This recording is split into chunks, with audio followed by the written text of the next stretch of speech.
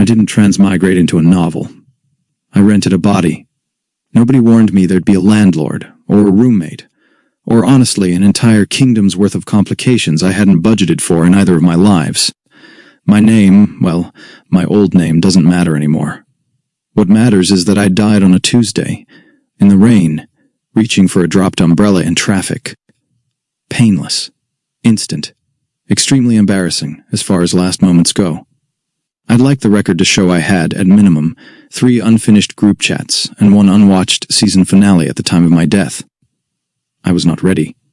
What I expected next, darkness, silence, the void. Maybe a nice light at the end of a tunnel, if the universe was feeling generous. What I got instead was a floating blue screen that looked like it had been designed by someone who'd only ever seen one PowerPoint template, and had strong, unshakable opinions about Comic Sans. Soul status. Terminated compensation option available. Temporary vessel lease duration. Until further notice terms. Vessel must be shared with original resident. Access window. 6 a.m. Midnight. Do you accept? I did not read the terms and conditions. I have never once in either life read the terms and conditions. I didn't read them for a free trial of a streaming service, and I certainly wasn't going to start reading them in the afterlife, with a cursor blinking expectantly at me like it had somewhere to be. I hit yes so fast my thumb would have sprained itself, if I'd had a thumb, and that is how I woke up in the body of Prince Rowan Ashgrove, a man half the kingdom feared, the other half hated, and absolutely nobody, as far as I could immediately tell, actually liked. Lucky me, truly.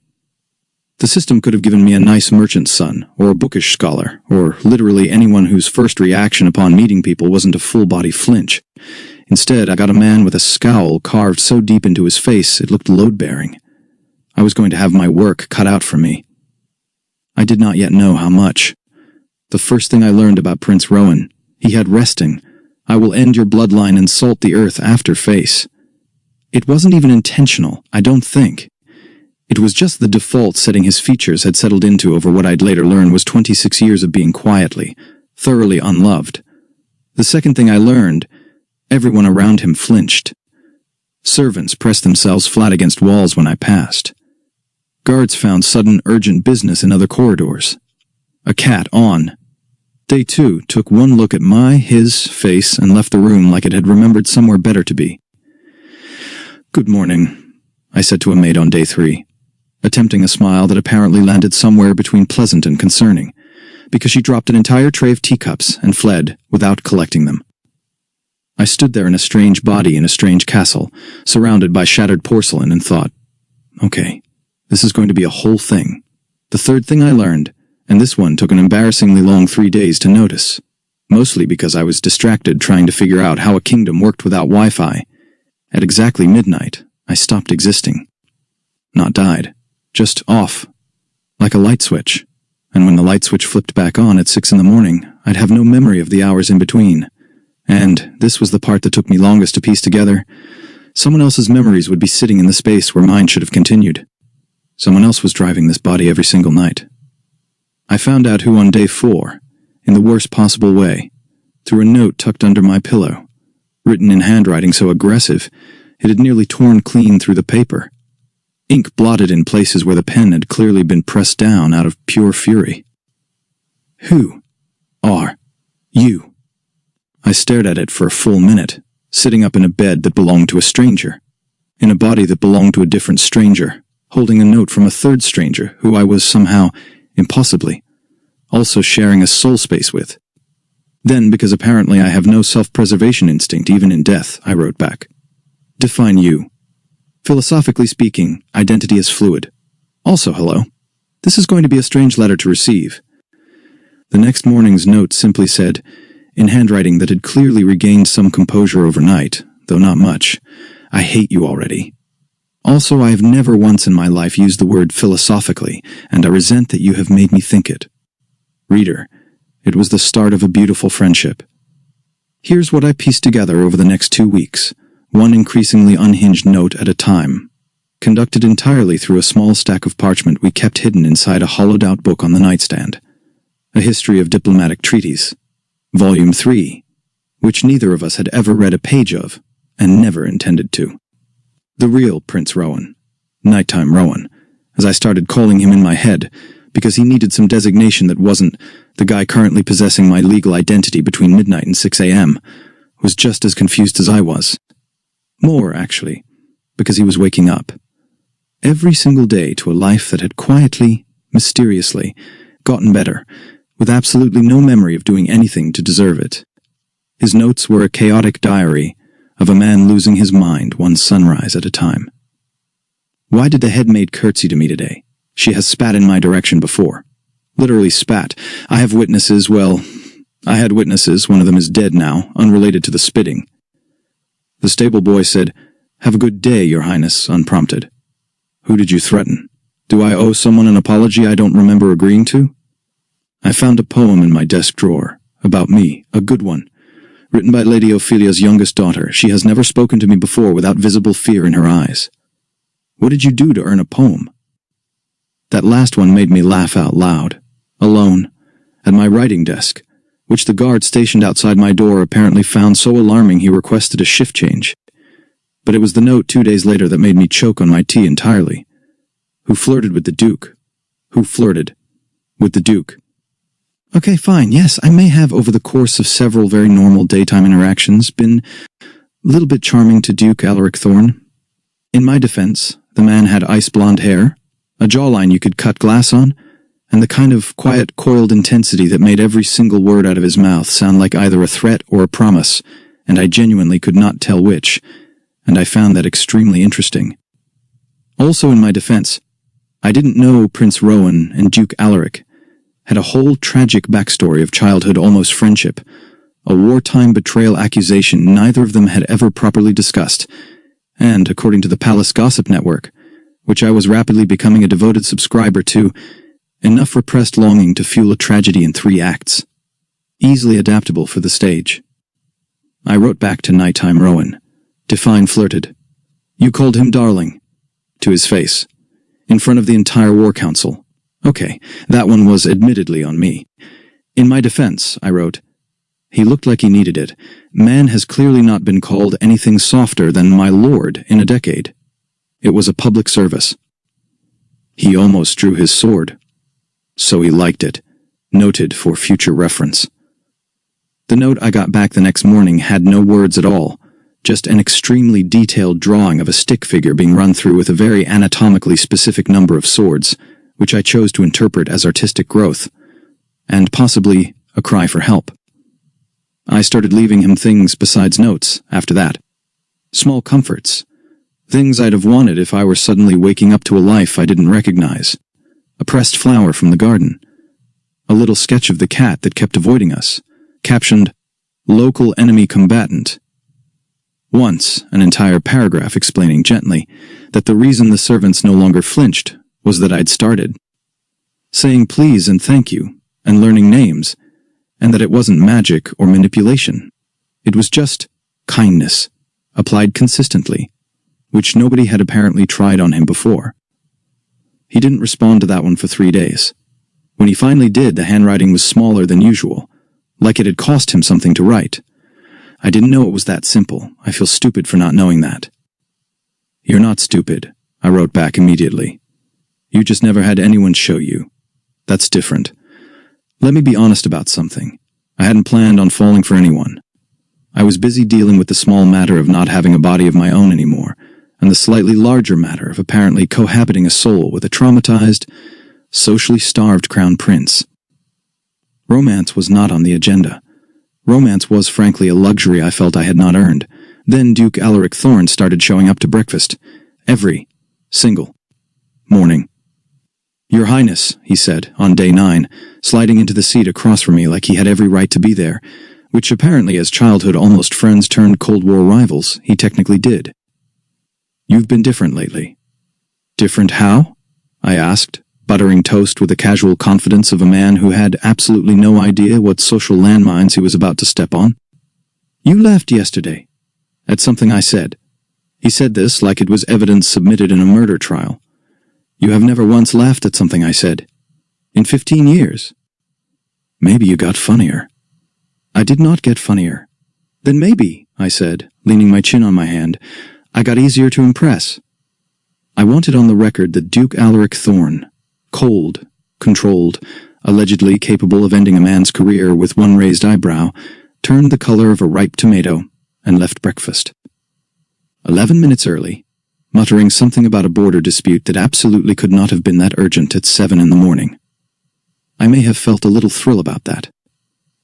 Sue me. I was dead. I was allowed one hobby. That night's note from Rowan read, "The Duke asked me at dinner if I was feeling unwell. I have never felt more well in my life, whatever that means. I don't know how to feel things yet. I'm working on it. What did you do?" "I existed near him with charisma," I wrote back. "It's not my fault he's not immune. Stop being charismatic at my Duke." I stared at that sentence for a long time, feeling something shift in my chest. "He's not your Duke, Rowan," I wrote, slower this time. "Is he?" The next morning there was no note at all. Just silence, and somehow that told me everything I needed to know. It was around this time that the kingdom's grand advisor, a small, sharp-eyed woman named Lady Ophelia Vane, who ran the palace's political marriages the way other people ran a very aggressive chess club, decided that Prince Rowan's newfound charm was, and I quote, finally, an asset we can leverage," and promptly announced a diplomatic visit from the neighboring kingdom of Velmont, specifically from their crown princess, specifically for the express and unsubtle purpose of arranging a marriage alliance. I found out about this the same way I found out about most palace developments, by walking into a room and immediately sensing that everyone in it had been talking about me 30 seconds prior. "Absolutely not," I said, the moment Lady Ophelia finished her pitch, complete with a scroll, a wax seal, and a facial expression that suggested she'd already mentally started planning the wedding banquet menu. "Your Highness, the diplomatic benefits alone. I am not marrying a princess I've never met to solve a trade dispute over grain tariffs. It's barley tariffs, Your Highness, and frankly, considering your reputation prior to this month, I assumed you'd have no personal objections whatsoever." That stung a little, mostly because it was fair. Nighttime Rowan had, by all accounts, been so uninterested in his own life that a political marriage of convenience would have barely registered as a change.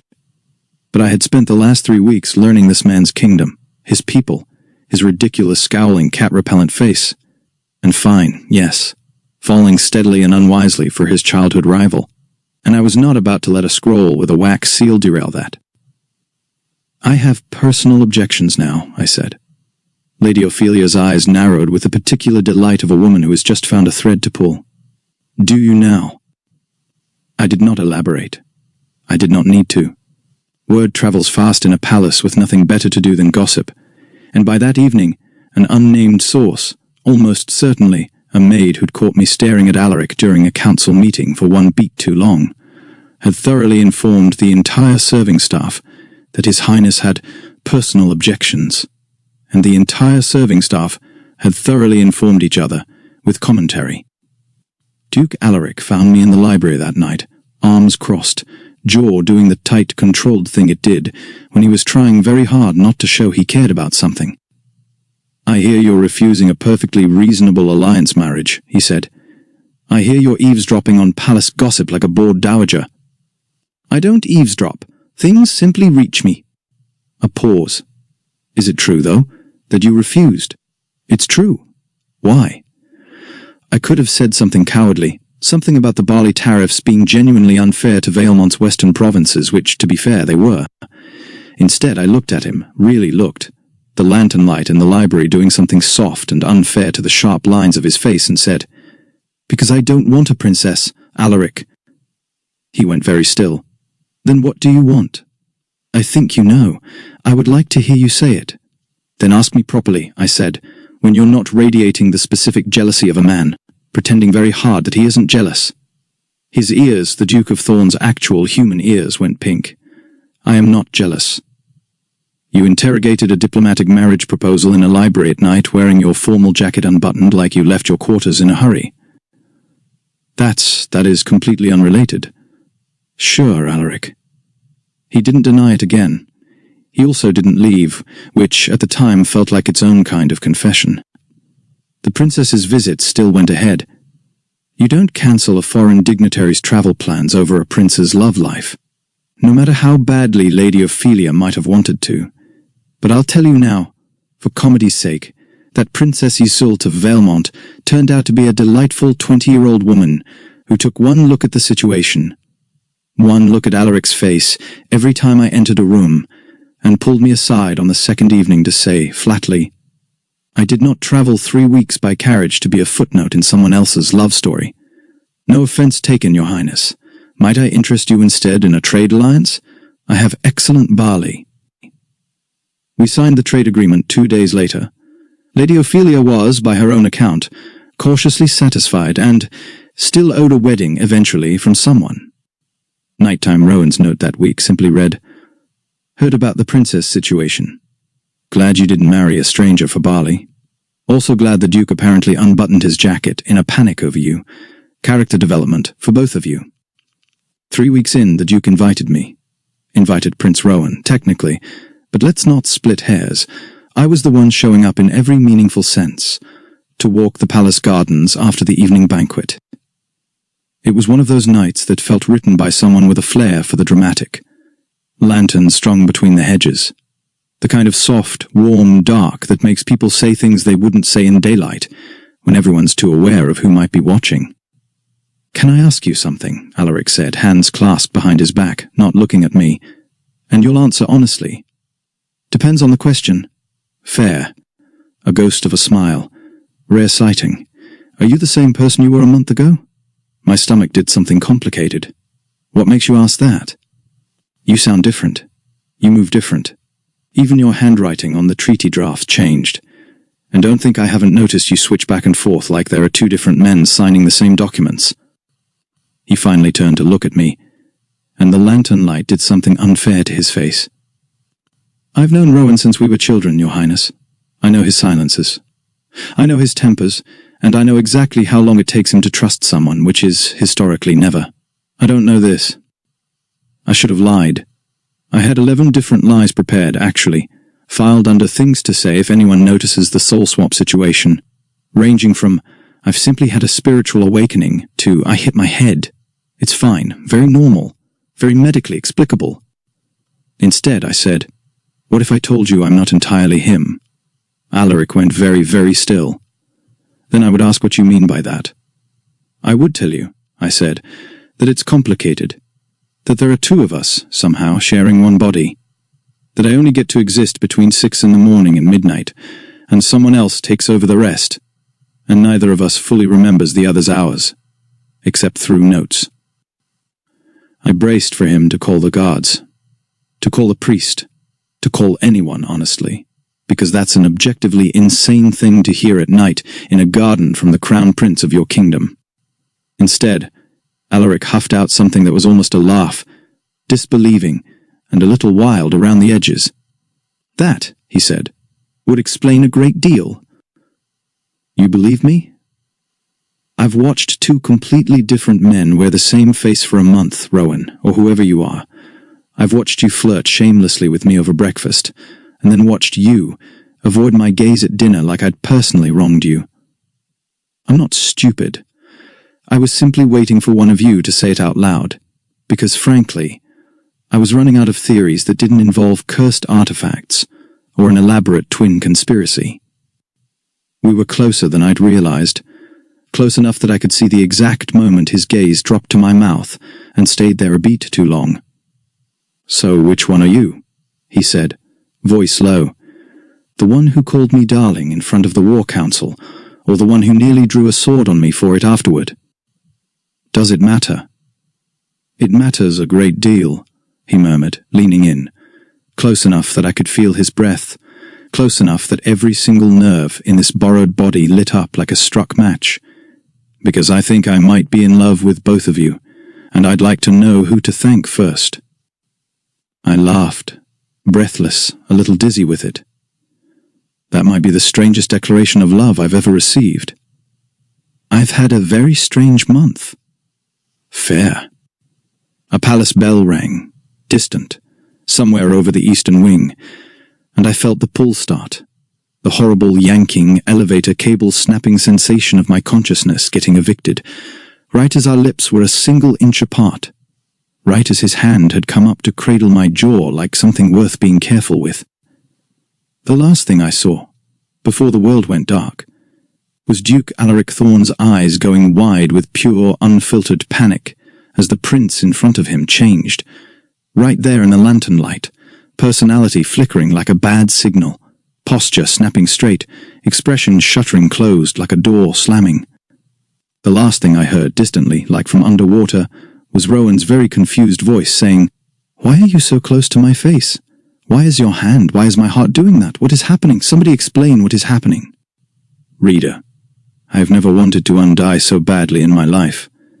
The note the next morning was 4 pages long. I'm going to summarize because Rowan's handwriting had nearly caught fire from sheer betrayal, indignation, and underneath it, if you looked closely, poorly concealed terror. He almost kissed you, or me, whichever of us that was.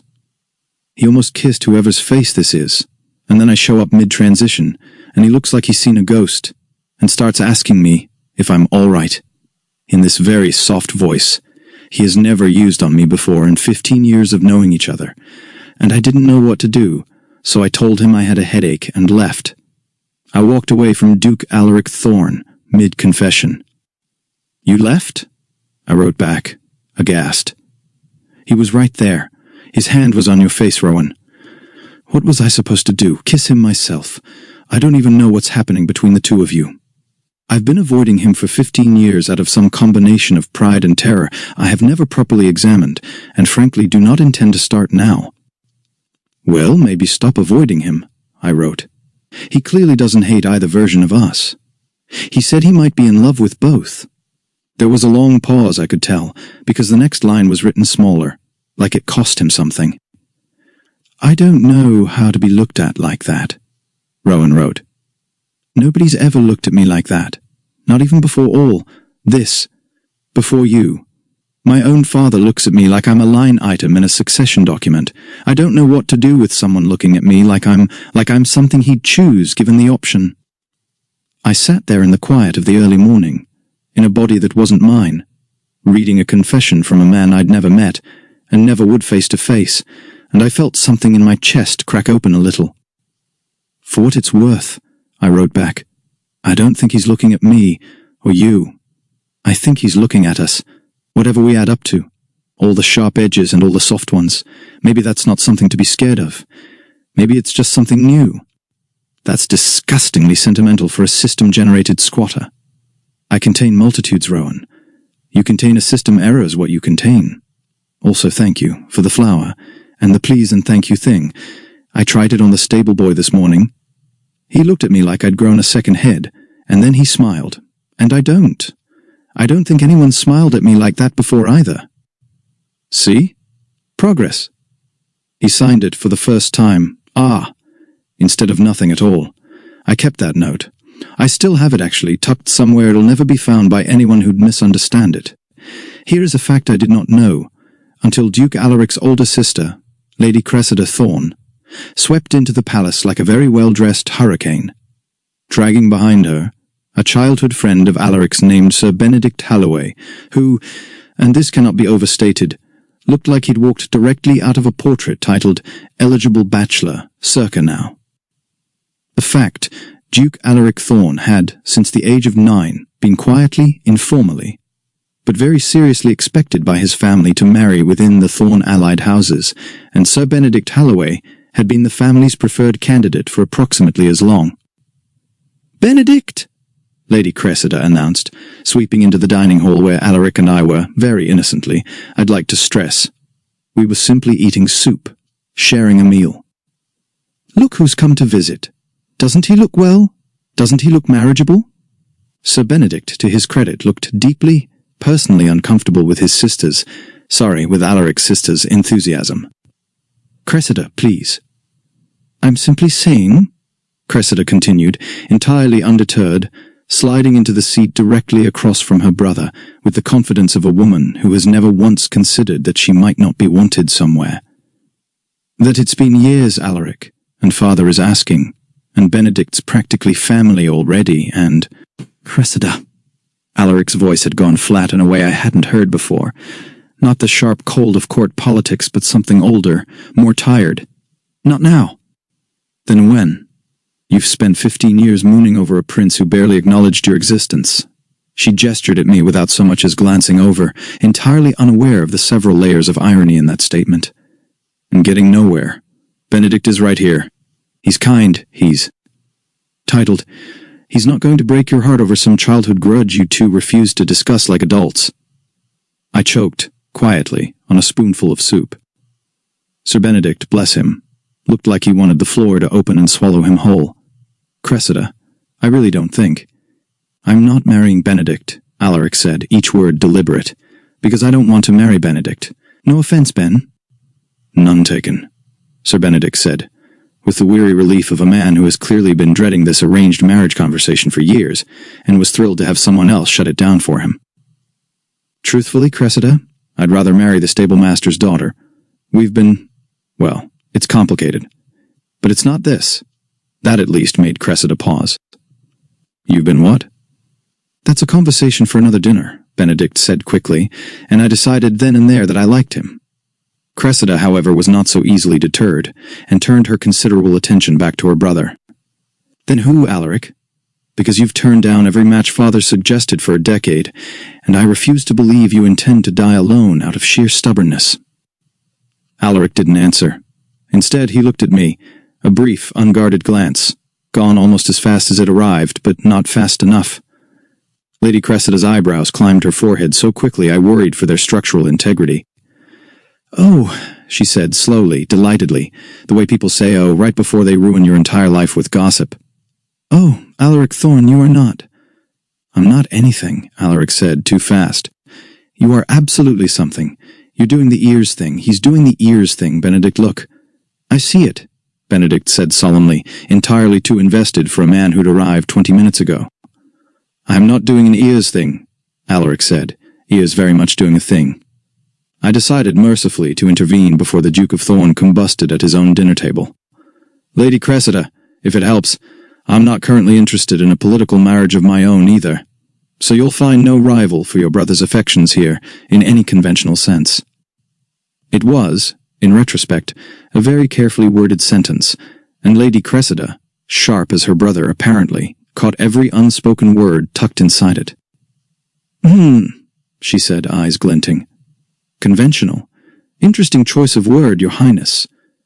She did not push further that night, but she stayed at the palace for the following week, and I noticed, with some discomfort, that her gaze followed me and Alaric with the calculating patience of a woman assembling evidence for a case she fully intended to win.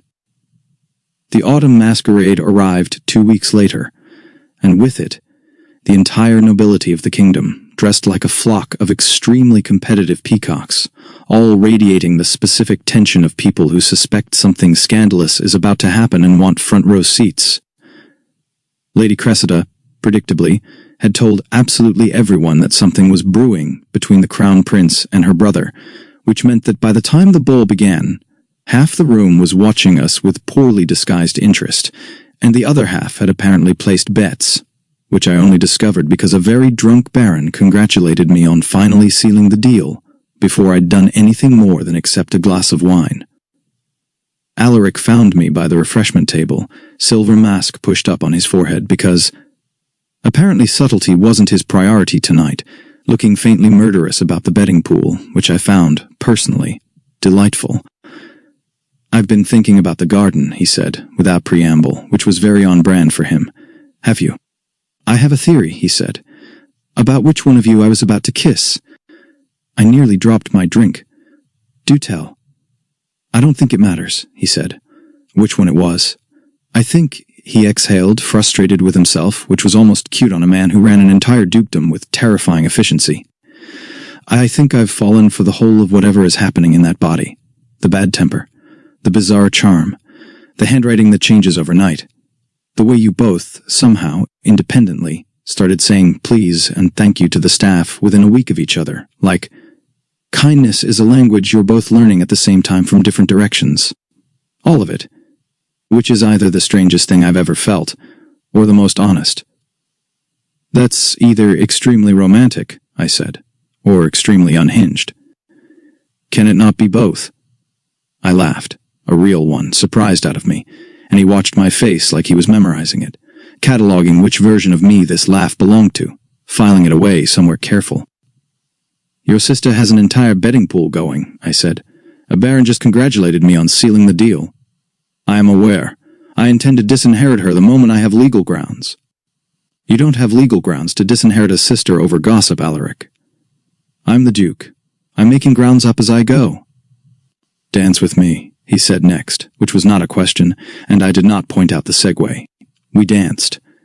Badly on my part, beautifully on his, and somewhere between the second and third turn around the floor, his hand found the small of my back, and mine found his shoulder, and the entire ballroom sort of blurred into candlelight and silk, and the specific gravity of a man looking at you like you were the only interesting thing in the room, betting pool notwithstanding.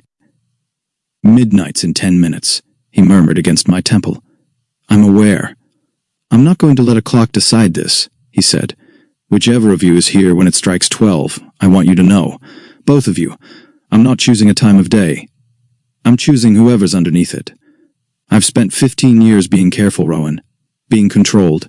Being the version of myself my family expects, and I am done being careful about this specific thing. My heart, Rowan's heart, our shared, complicated, ridiculous heart, was doing something it had never done in either of our lives. He tilted my chin up. Slow. Deliberate. Giving me every chance to pull away, every chance the crowded ballroom would allow. I didn't. Our lips were a breath apart. The orchestra swelling. The whole ballroom nothing but background noise.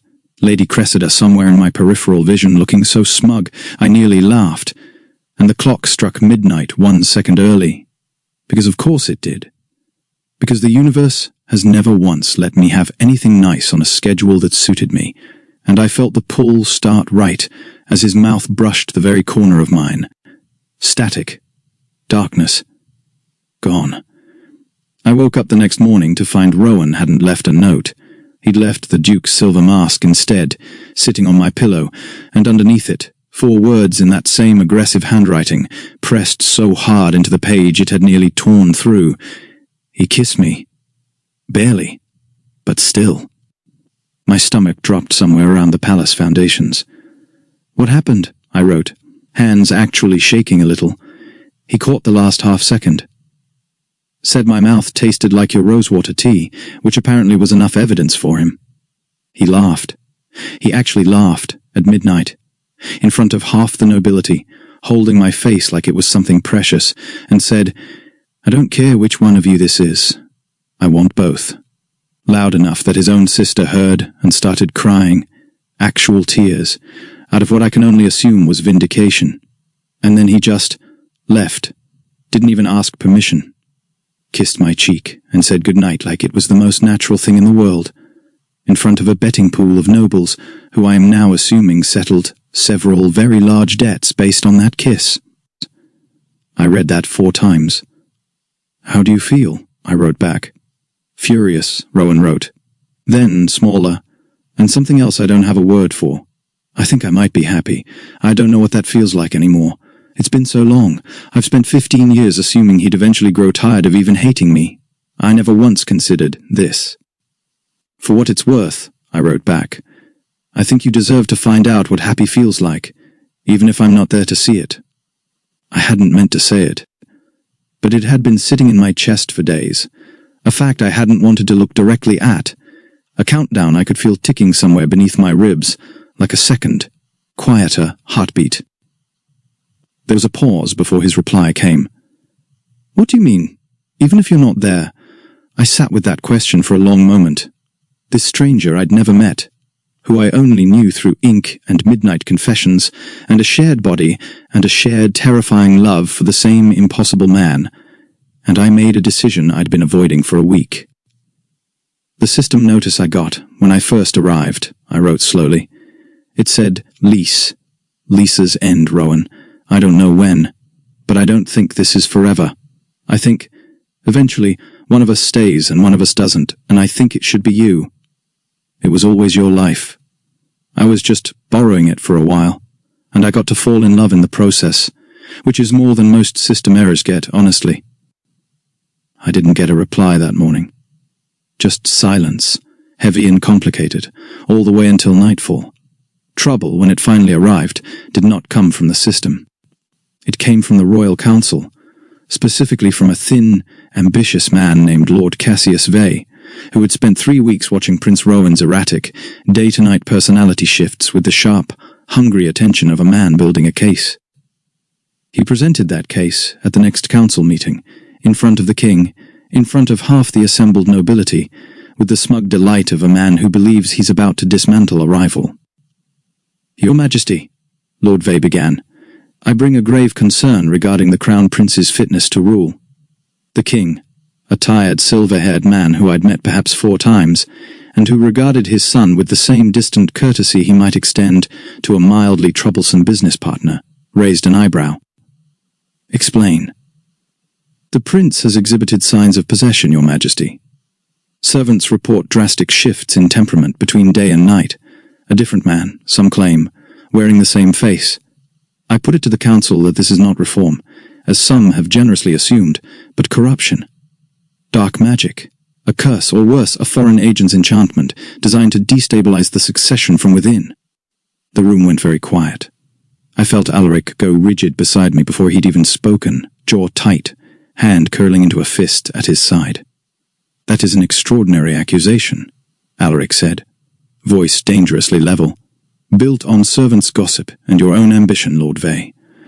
I'd be curious what you stand to gain from destabilizing the succession yourself, given your daughter's rather convenient proximity to the line."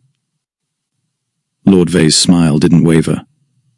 "I stand to gain a kingdom free of curses, Your Grace, unless the prince would care to explain the shift himself." Every eye in the room turned to me. Here's the thing about being accused of possession while quite literally, technically, functionally sharing a body with the actual person everyone thinks you've possessed. There is no good answer. There is no answer. In fact, that doesn't sound either insane or exactly like a confession. I felt the old system notice countdown pulse faintly in my chest. A reminder that whatever I said next, I was doing it alone. Rowan wasn't here to help me talk our way out of this, and wouldn't be until midnight came and went and brought no answers with it. So, I did the only thing I could think to do. I told a version of the truth close enough to survive scrutiny. "There is no curse," I said, letting my voice carry, letting every ounce of Rowan's old, cold authority settle over my shoulders like a cloak I'd been slowly learning to wear. "What you're calling corruption, Lord Vey, is a man learning, late and imperfectly, how to be decent to the people around him. I won't apologize for the shift, because the shift has cost this kingdom nothing and gained it a great deal, improved relations with 3 border provinces, a trade agreement with Valemont your own faction failed to secure for a decade, and a staff who no longer flee the halls in terror of their own prince. If change unsettles you, Lord Vey, I gently suggest examining why decency reads to you as a threat." It wasn't a full explanation. It wasn't even close to the truth, but it was true enough, and delivered with enough of Rowan's old iron in it, that the room shifted, noble faces turning from suspicion to something closer to grudging respect, the king himself allowing a small, surprised, almost smile. Lord Vey, sensing the room turning against him, folded quickly, retreating into vague mutterings about vigilance and the crown's best interests, which fooled precisely nobody. Alaric didn't say anything until we were alone in the corridor afterward, and when he finally spoke, his voice was rough. "You handled that alone." "I had to. Rowan can't exactly step in mid-meeting." "I know, He exhaled, dragging a hand down his face. "I hate that there will come a day where I have to watch you handle something like that, and not know in the moment if you're the one I can help, or if it's all resting on you, on either of you, alone." "That's what love is sometimes, apparently," I said, trying for lightness and landing somewhere closer to honest. "Showing up for whichever half of a person needs you, even when you can't tell which half that is yet." Nighttime Rowan's note that evening, when it finally came, was short and shaken, in a way his handwriting rarely was. "I heard about the council. Thank you for defending us. Both of us. I don't know how to be the kind of prince who survives a scene like that without you. I'm frightened of what happens when there's only one of us to do it. I didn't have a good answer for that either. I just wrote back, "Then let's figure it out together, for as long as we get to." The system screen came back 3 days later, right as the sun was setting, right as I felt the pull of midnight start creeping in 6 hours early, a wrongness under my skin like a held breath about to break. Lease term expiring in. 24 hours final resolution required, original soul retention, or vessel transfer. One consciousness may remain. I stared at that screen with the particular calm of a man who has already died once, and figured out that panicking doesn't actually help, though I'll admit the calm was mostly cosmetic. Underneath it I was doing the emotional equivalent of screaming. I told Alaric that night. All of it. The countdown, the terms, the fact that by tomorrow midnight, either Rowan would have his whole life back and I would simply cease, or, impossibly, unfairly, I would stay. And Rowan, the actual owner of this body, this life, this kingdom would be gone instead, erased from his own story to make room for a stranger who'd only been renting it. Alaric did not take it well. "Absolutely not," he said, standing so fast his chair clattered backward. "I refuse." "It's not really a choose-your-own-adventure situation, Alaric. Then I'll unchoose it. I'll find the system myself. I'll fight a deity if I have to. I'll fight the concept of time if that's what it takes." He was pacing now, hands raking through his hair, and it was, despite everything, sort of devastatingly attractive to watch a man threaten the fabric of reality on my behalf, with the same terrifying competence he usually reserved for treaty negotiations. "I'm not losing either of you. I refuse to pick which half of the person I love gets to keep existing." "Alaric." "No." He stopped in front of me, gripping my shoulders like he could physically hold both souls in place through sheer force of will. I watched two people learn to be kind to each other through handwritten notes because a cosmic error trapped them in one body. I watched a man who never laughed learn how to, and then defend himself against a council of vultures with more grace than I've ever managed. I watched a stranger from another world fall for someone he had no business surviving long enough to meet, and choose, every single day, to be gentle in a body he didn't have to be gentle in. I'm not letting the universe erase either half of that. Do you understand me? I refuse the terms. I laughed, a little wetly, because it was such a Duke Alaric Thorne thing to say, attempting to litigate the universe like it owed him a contract renegotiation, like enough stubbornness could out-argue a god. You can't refuse a soul lease, Alaric. Watch me. Somewhere in the palace that night, word had gotten around, because word always got around, thanks in no small part to Lady Cressida, who I'd begun to suspect had appointed herself chief gossip and personal shipper of our entire situation, and by the time midnight approached, Anne. Unlikely handful of people had gathered outside the garden gate, Lady Cressida herself, dabbing at her eyes preemptively. Sir Benedict looking deeply out of his depth but supportive. Even Princess Yult, who delayed her departure by 2 days specifically, she said, "To see how this Barley-adjacent romance concludes." "You told them?" I asked Alaric, startled. "I told my sister I needed her support tonight, and she apparently interpreted that as an invitation to assemble an audience." "In my defense," Cressida called from the gate, entirely unbothered, "I have money riding on a specific outcome." "You're all insufferable," Alaric said, though there was no heat in it, just something helpless and fond. We stood in the same garden, under the same lanterns, at 11:58, and I felt the countdown in my bones like a held breath about to break. "Rowan," I said, using his name for the first time out loud, because whatever happened next, he deserved to hear it, even if he couldn't hear it, even if it only reached him through whatever strange shared soul space we'd built out of stolen paper and midnight confessions. "If this is the last time I get to exist, I need you to know something." Nothing responded, obviously. He couldn't hear me. Not really, but I said it anyway. "You were never the villain everyone said you were. You were just lonely and nobody bothered to check. I got to watch this whole kingdom fall for the parts of you I brought out, but they were always in you, Rowan. I didn't invent your kindness.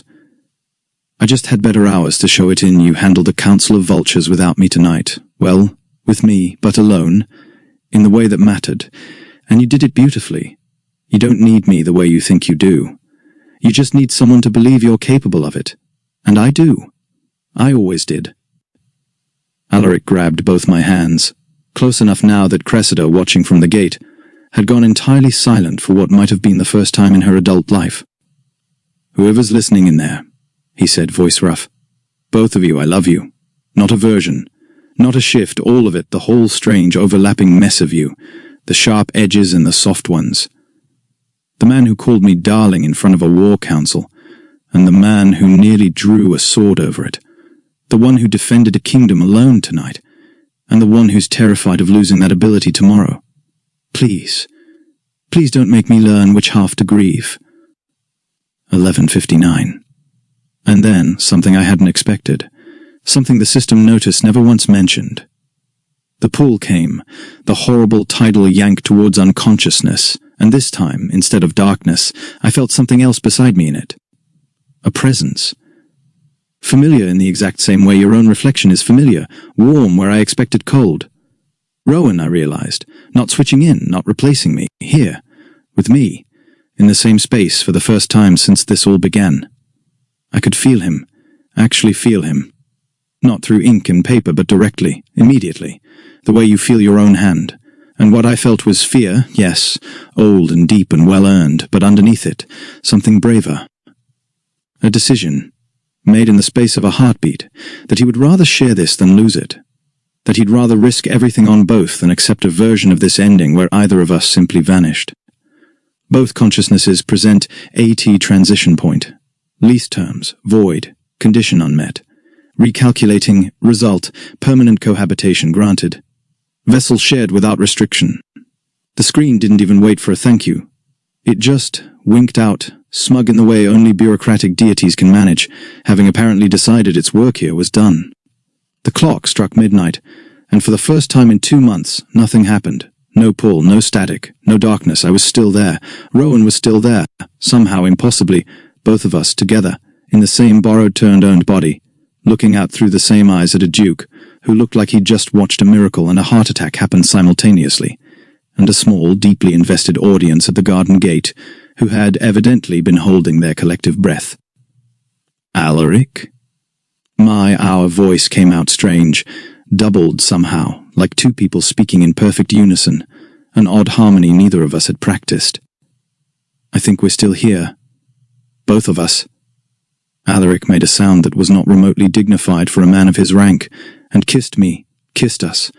Right there under the lanterns, no clock, no countdown, no midnight cutoff to steal it away this time. Somewhere behind us, Lady Cressida burst into tears again, loudly, and Sir Benedict said with great solemnity, "I believe you owe me 40 crowns, Yseult." And Princess Yseult, entirely unbothered, said worth every coin, and none of us paid them the slightest attention. It was, for the record, extremely worth the wait.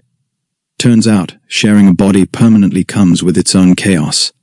Rowan handles the mornings still, old habits, and honestly, he's better at council meetings before 10 a.m. than I'll ever be, and I handle the evenings. And somewhere in the middle we've apparently just started blending, like two flavors of the same tea, steeping in one cup. Indistinguishable by the time anyone actually drinks it. Alaric claims he can tell us apart by the eyebrow thing, though he's never successfully explained what the eyebrow thing is, and we've decided that's simply between him and the eyebrows. Lady Cressida claims she can tell us apart by vibes, which is somehow less scientific and yet infuriatingly always correct. Lord Vey, for what it's worth, retired quietly from the council 2 months after the accusation, following a very thorough audit of his own finances that Alaric absolutely did not personally arrange, and definitely did not spend 3 sleepless nights compiling out of pure spite. We do not discuss it further, though I did leave a small anonymous note of thanks in his study on his way out, because old habits, the note-writing kind, die hard. The kingdom, for the record, has never had a more popular prince. Apparently being 2 people's worth of charming and terrifying, on rotation, blended now into something genuinely singular, is extremely good for morale. The barley trade agreement with Valemont turned a healthy profit within the year, and Princess Yseult sends increasingly elaborate barley-based gifts on our anniversary, which we have both decided to simply accept without question. Sir Benedict did, in fact, marry the stablemaster's daughter. In a small ceremony Cressida sobbed through even harder than ours. She has since redirected her considerable meddling energy toward finding someone to torment on her behalf, and we have all, collectively, agreed not to help her. The handwritten notes stopped eventually. We don't need them anymore. There's no midnight wall between us to slide paper under. But Alaric kept every single one. Filed, dated, and, I checked, because of course I checked, annotated in the margins with things like, "This is the day I started falling," and this one made me laugh alone in my study like an idiot. Ask Cressida. She heard it through the wall and worried. And on the very last note Rowan ever wrote alone, simply, "The day everything changed, though none of us knew it yet." Rowan found that particular discovery deeply, personally offensive on principle. I found it the most romantic thing that has ever happened to either of us, in either life. The system never sent another notice. I like to think it got the ending it wanted too, filed away somewhere in whatever bureaucratic afterlife handles these things, under a heading that reads, probably anomaly resolved, recommend against repeating. Too late. We already broke the terms and conditions once. We do it again. End.